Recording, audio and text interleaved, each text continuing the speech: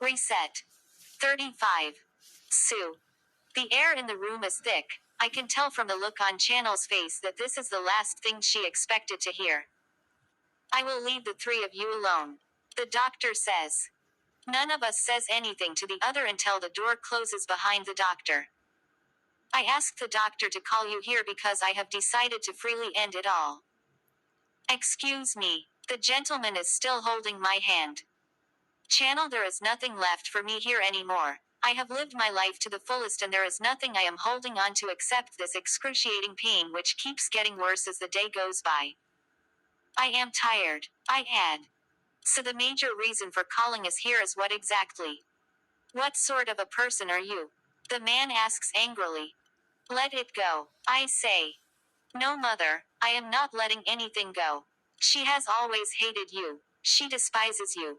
What sort of a child does that? Chad, stop. I beg, and Channel is just watching the drama and she looks like she wants so bad to laugh.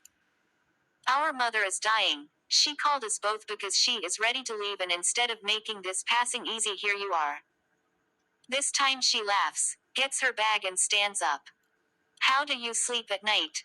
How do you honestly sleep at night knowing that you hate the woman that gave birth to you? She was about to leave, but immediately Chad finishes talking. She puts her bag down and looks him in the eyes. And who the hell are you to ask me such a question? Who the hell are you and what gives you the right to talk to me like that? You have no idea the things I have been through at the mercy of this woman, so you won't look me in the eyes to tell me shit. Please. I beg, tears forming in my eyes. You know what, Sue? Just die already because I am tired.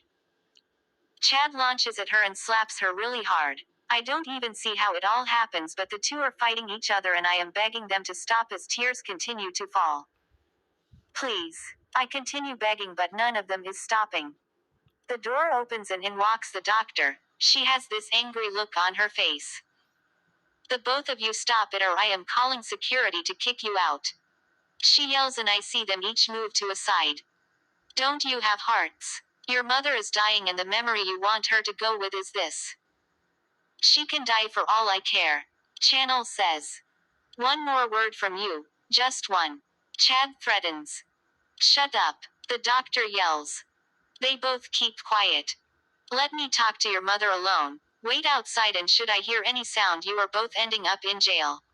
She threatens and there is nothing empty about the threats. They both walk out of the office and now it's just the two of us. She sighs deeply and looks at me before handing me tissue to wipe my face. Thank you. She waits a few minutes until I am calm. What is the plan? Leaving them my properties, letting them know that they have each other. And Channel. What do you mean? Sue, we talked about this. I shake my head. I am not walking down that road. Sue. No, doctor. She swallows hard. Just say it. I am a bad person and I know it. Sue, this child has been hurt all her life. You have never been the best mother to her. You have the chance to change that now. She pleads, but I am not changing my mind. I made a decision 25 years ago to raise Channel how best I saw fit, and I am not about to change that now. You involved yourself with a married man, Sue. Got pregnant by him, and when the babies came he took the male. It's not Channel's fault that she was born a girl and one of yours was taken. You didn't have to throw all that anger at her. I look at her. I told you all this for my therapy and not so you can use it against me. Sue, you owe this girl a lot. You need to free her. She is a strong girl. She will make it. And her past. What are you doing about that? The dissociative amnesia is the best thing that happened to her. Let her forget everything about that part of her life.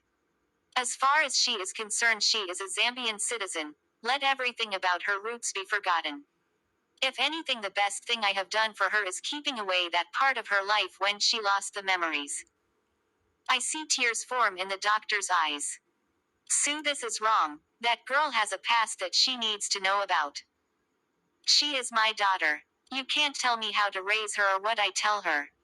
I say, putting a stop to the conversation. She falls back in her chair and I see tears start to fall. I regret having opened to her, but she was my doctor and I trusted her. When Channel went into labor, I called Enchimunia's parents. I know she didn't want anything to do with them, but I did. I thought they had changed, but after she gave birth they used their status in society to get the baby, and Channel went into a major depression for days. I did everything I could and used every trick in the book until I got Cairo back, but that depression went on, and by the time she was getting back on her feet she had been diagnosed with dissociative amnesia. I took time to read about it, and what I learned is that she had forgotten parts of her past, parts of her ever being an American citizen or anything to do with it. I wanted to use her illness to get close to her, but it happens that her heart was still further from mine and we never saw eye to eye still, but I was grateful that I had at least managed to get her son back, and a part of me was secretly happy about the illness because I wanted her to forget her roots and everything to do with it. But then the cancer kept growing and Chad reached out. I told him the truth about why he was taken away from me, but not about why Channel and I never saw eye to eye. I had hoped they would see good in each other, but I guess the seeds I planted are here to germinate. Your friend and author, Winnie. Hibiscus.